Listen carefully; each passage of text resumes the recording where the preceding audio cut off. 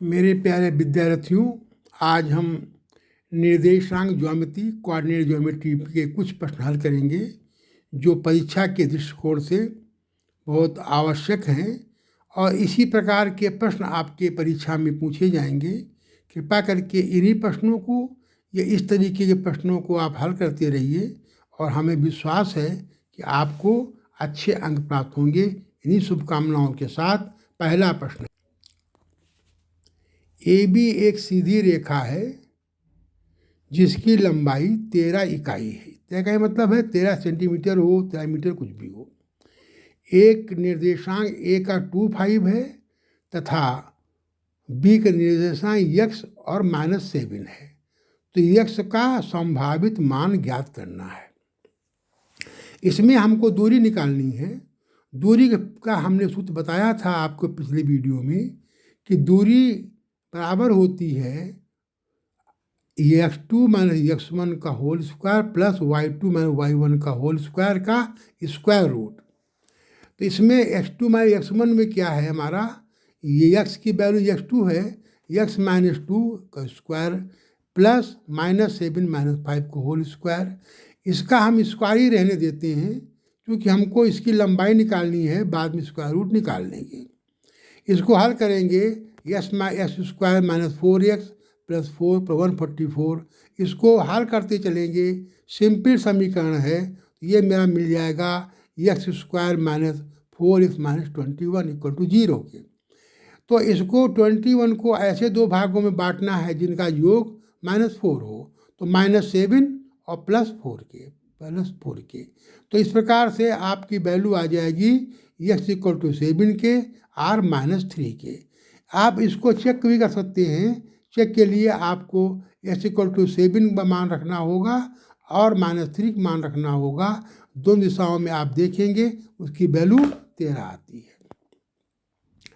दूसरा प्रश्न हमने लिया है, दूरी के सूत्र से सिद्ध करो कि -1, -1, 2, 3 और 8 और 11 समरैखिक हैं, अर्थात कोलिनियर हैं। कोलिनियर का मतलब क्या होता है कि किन्हीं दो रेखाओं का योग तीसरे के बराबर होगा। तो डिस्टेंस फार्मूला से हम क्यू आर और पी आर का मान निकालते हैं। क्यू का मान निकालने के लिए हम इनमें x2 minus x1 y2 minus y1 को पुट करके कर देते हैं। तो ये हमारा आंसर आ जाता 5 के है। QR में पुट करते हैं तो वैल्यू हमारी 10 की आती है और PR पुट करते हैं तो ये हमारी 5 की आती है, 15 आता है अंत में। तो आप देखते हैं पहले दूसरे के जोड़ जो है वो हमारे तीसरे के बराबर है, अर्थात ये तीनों रेखाएं कोलिनियर हैं, अर्थात समरैखिक हैं। घुमा के प्रश्न पूछा जाता है कि ये सभी रेखाएं सभी बिंदु एक ही रेखा पर हैं। इस प्रकार से इस प्रश्न को हल कर सकते हैं। तीसरा प्रश्न हमने लिया है, विद्यार्थियों आपको ये ध्यान रखना होगा कि किसी रेखा को कोई बिंदु अगर उस रेखा पर होगा तो उनको दो भागों में बांटता है। कभी कभी दोनों भाग बराबर भी होंगे, कभी कभी दोनों भाग बराबर नहीं भी होंगे। कभी काटने वाला बिंदु सीधी रेखा के ऊपर होगा और कभी कभी वो बिंदु सीधी रेखा के बाहर होगा। आज हम इस प्रश्न के द्वारा ये हम देखेंगे आंतरिक है, जो बिंदु काटने वाला बिंदु है वो हमारा आंतरिक। ऐसे प्रश्न को देखिए, ए बी एक सीधी रेखा है जिसके निर्देशांक ए के 1 -3 हैं, बी के 6, 2 हैं। रेखा पर एक बिंदु है जिसके निर्देशांक P और -1 है। P का मान ज्ञात करना है और P जो है रेखा को किस अनुपात में काटता है। इसमें P के में हमको यस का मान नहीं दिया हुआ, y का मान दिया हुआ है और अनुपात का मान निकालना है।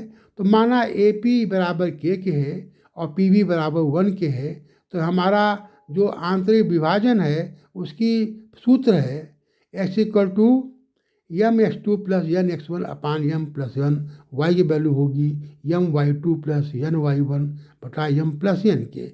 इसमें m बराबर k है, n बराबर 1 है, x बराबर 6 है, x2 बराबर 6 है, x1 बराबर 1 है, y2 बराबर 2 है, y1 बराबर -3 है। इन सबको वैल्यू पुट करेंगे तो आप जब इसको हल करेंगे तो आप देखेंगे कि के की वैल्यू हमारी आती है 2/3 आती है, अर्थात उसको 2:3 में हमारा काट रहा है।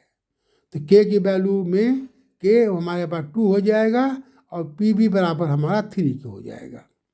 कि अब एक्स के मान में आप पी का मान निकालने के लिए उसमें के का मान रखेंगे एक्स के मान से, तो हमारा 6k+1/k+1 बराबर पी होगा।